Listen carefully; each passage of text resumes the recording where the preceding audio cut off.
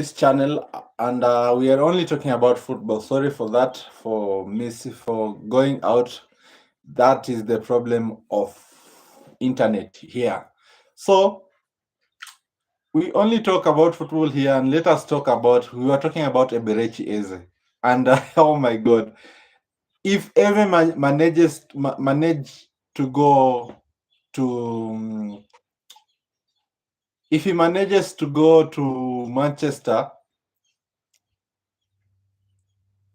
if he manages to go to Tottenham, that will be a very big blow to Arsenal.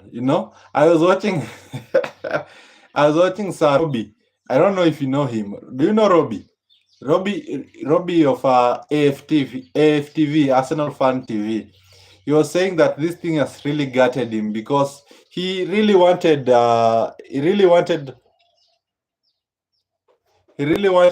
Eze to sign for Arsenal. And if Eze could have gotten that chance to sign for Arsenal, that will be another talk in the town.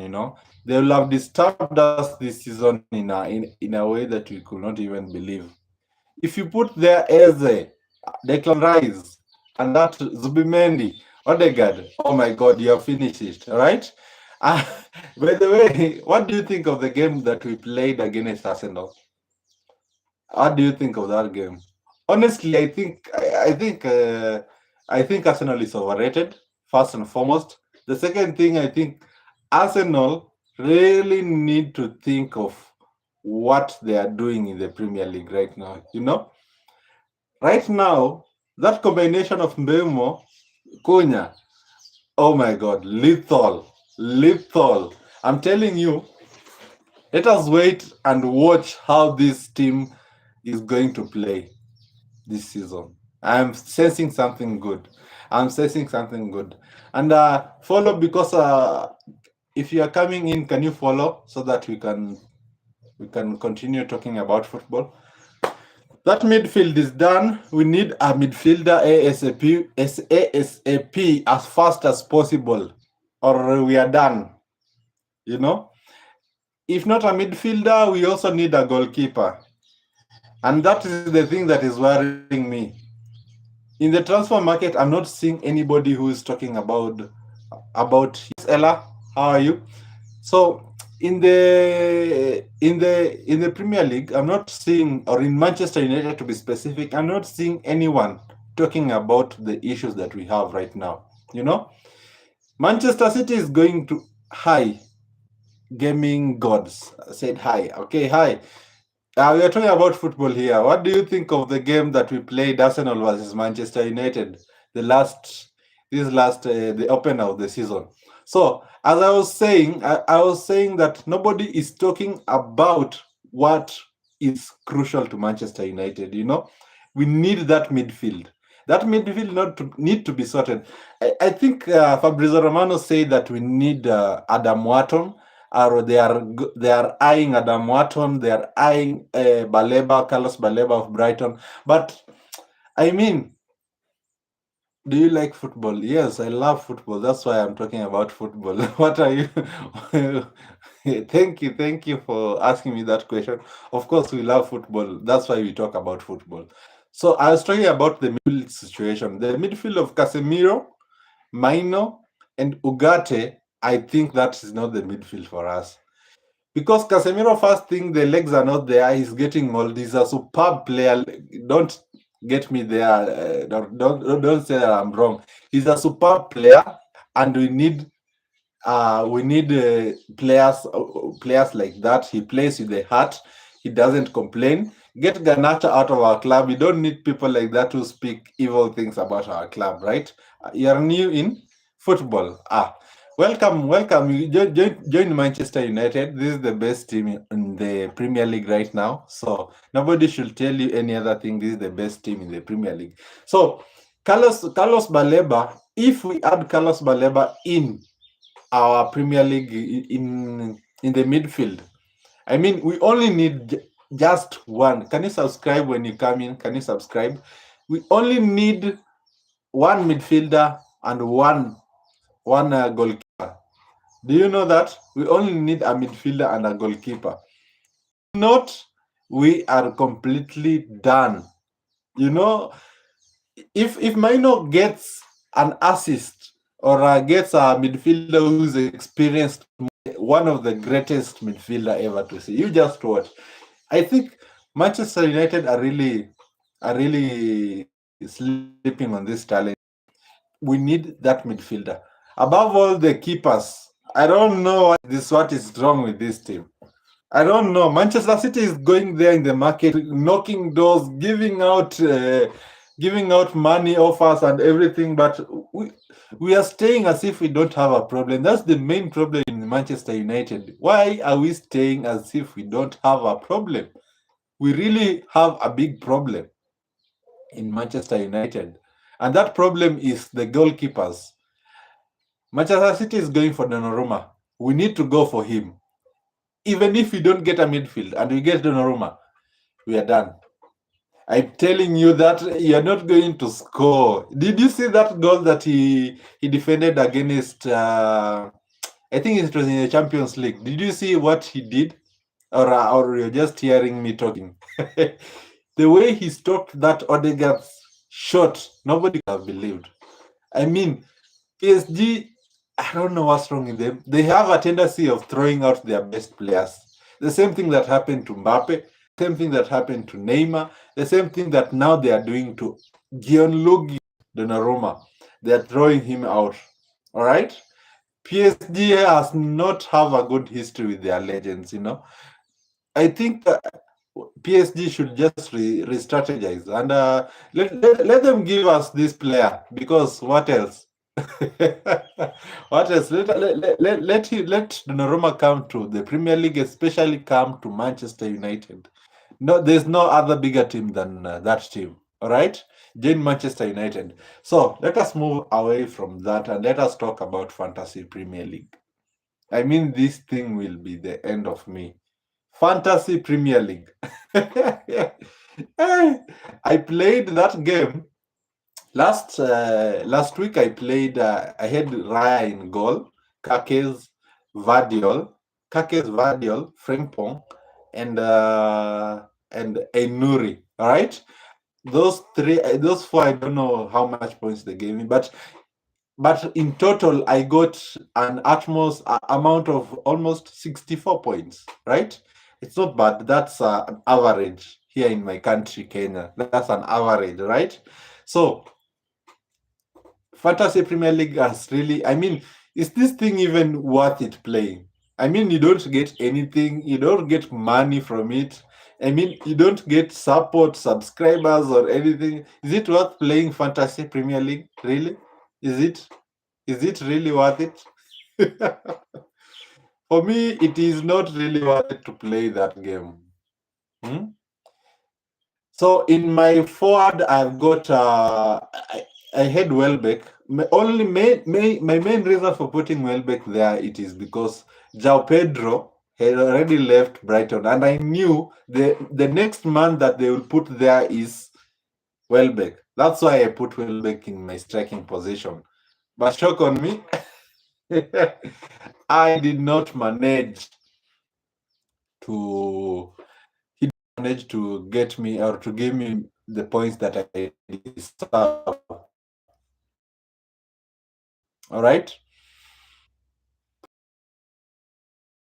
Okay, guys, when you come in, subscribe to my channel, and so let us talk more about football.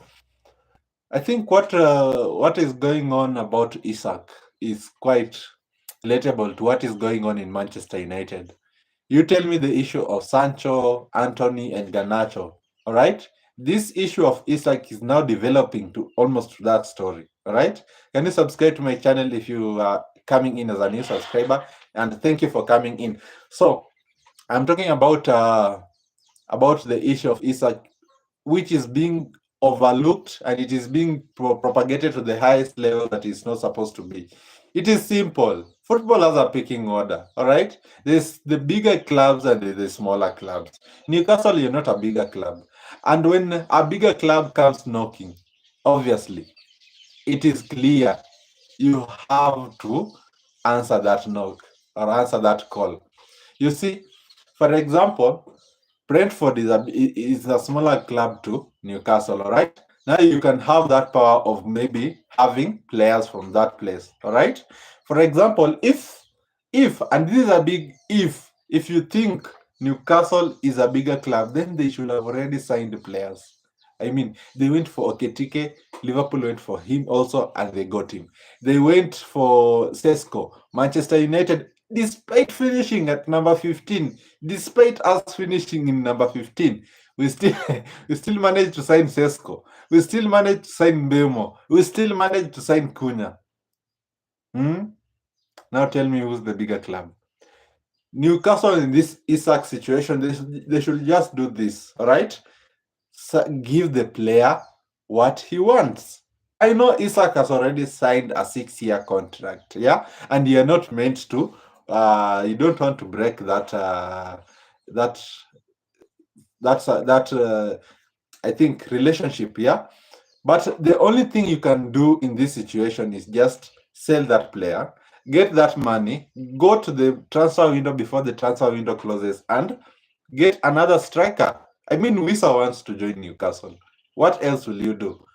Yeah, accept him. He's a good player. You know that combination when he combines with Gordon, the speed and everything, it will be perfect. So just let that guy go, because this story is now developing to this issue that we have in Manchester United of Sancho, Garnacho, and who have I forgotten? Can you remind me that person is? It's Sancho, Garnacho, and Anthony. Yeah.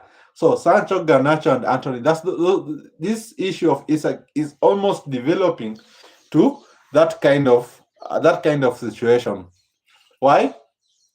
If you let Isak behave the way he behaves, he will have entitlement the way Sancho is behaving in Manchester United.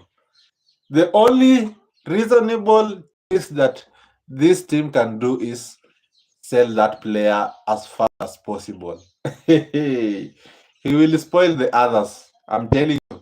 Sell him as fast as possible. You know?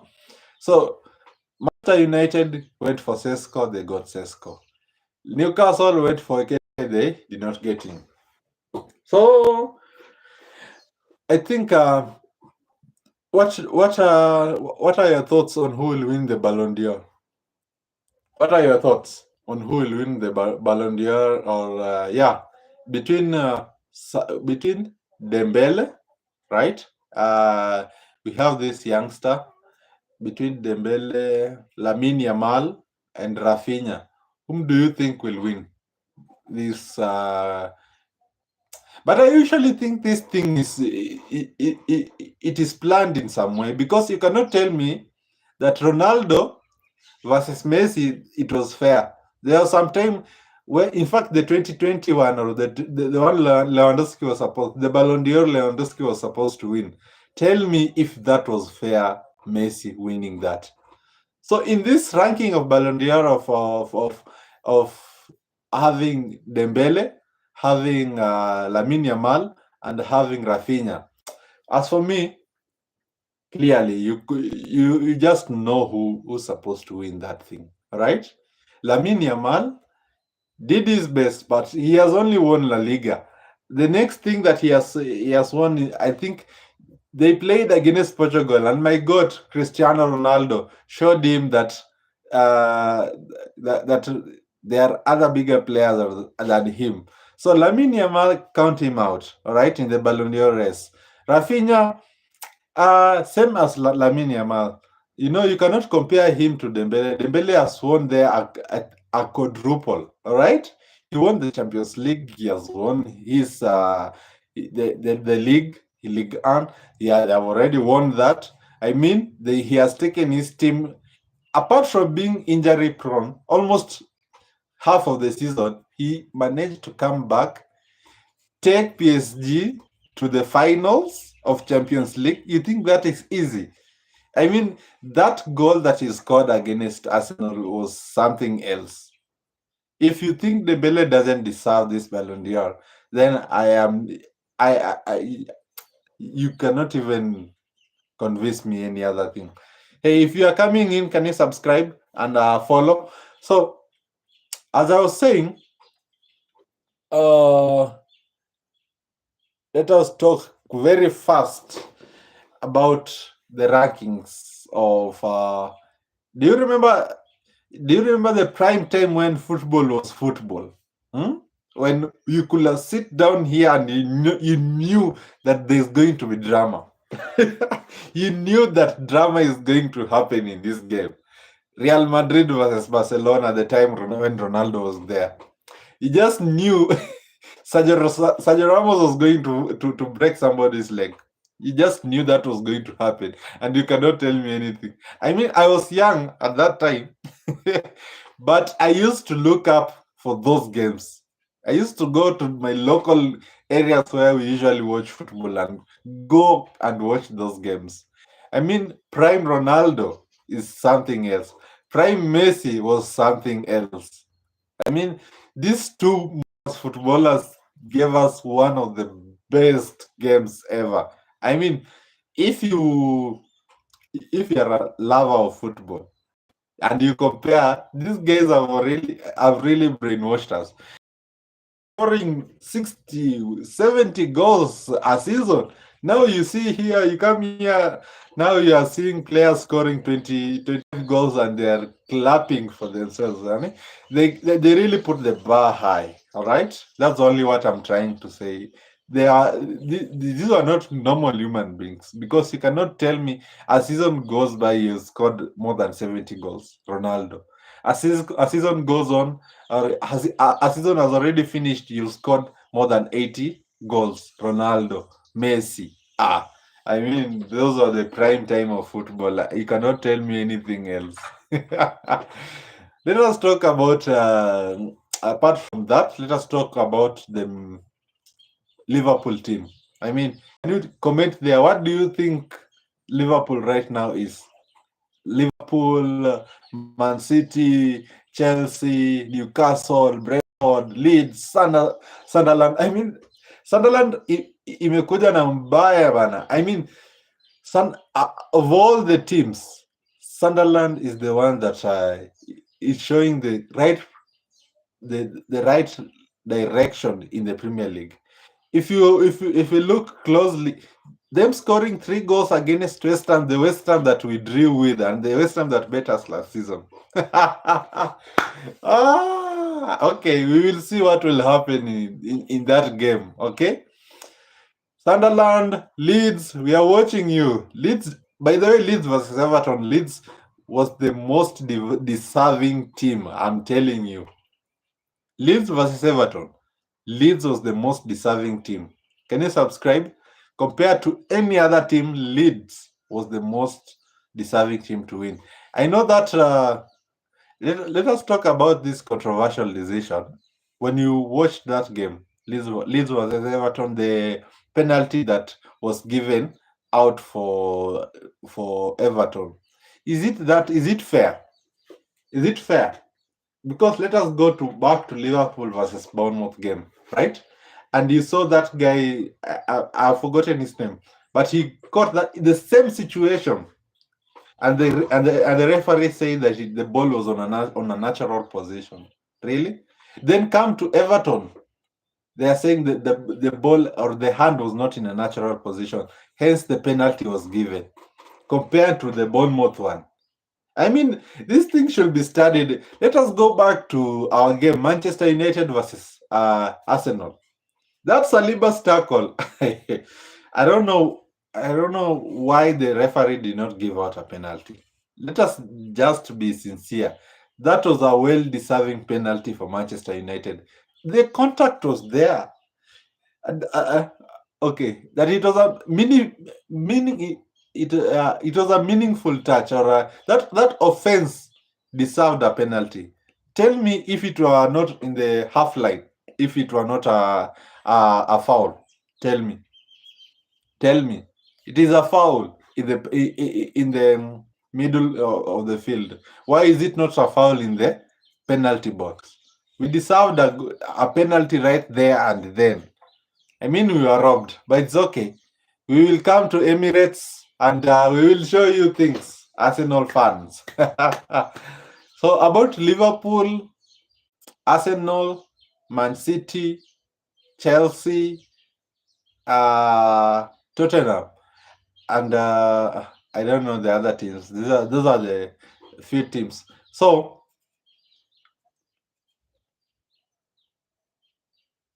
this is crazy in some kind of way, because right now I think I'm ranking Liverpool this season. These are my prediction of the top five that will finish this season. I think Liverpool is going to defend back their title. I think Man City will come close. All right. This player called Reyners, that is a good signing. The signing that Man City usually does, of Shaki, Reinders, these people are categorical and direct the main issue that they want. Okay? So I think Liverpool finish first, Man City second, third, Manchester United. Go and sleep at home or bet. Don't talk about my team. Third, Manchester United. Fourth, Arsenal. Fifth, Aston Villa.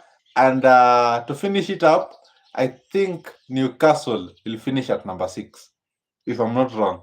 Yeah, yeah, I'm not delusional. We are going to finish at top four, and Chelsea maybe will try there at number four. We don't know, but this Chelsea team is very. We have people like Cucurella. This is at home. This is home. You see when you are making content and you are in Ushago, you have to walk around and show people you do not talk only about football, but you are also a farmer sometimes. You can see we have something there. What is it called? Nimeisahau jina. Anyway, let us get back to football matters, and only here we only talk about football. That was a short break. So, guys, so let us change our talk and let us focus on the Fantasy Premier League. All right. How many of you have scored more than 40 points in this last game opener? I mean, just to say the truth, I think some people are weird. I think some people just come from the future. You cannot tell me that this person triple captained Semenyo. How can you triple captain Semenyo? You are captaining Semenyo, who knew he'll score a brace against Liverpool of all the teams. Yeah. So in this mini league that I'm having right now, these guys have scored. I think they have more than 112 points. I mean, I have 64 points in my mini league. I've been beaten there by somebody who has 112 points. This guy had triple captain the first game of the season. You know that's very funny. How will you triple captain a person? You are triple captaining a person in the first game of the season, and he gave you that good amount of money, of points. I mean,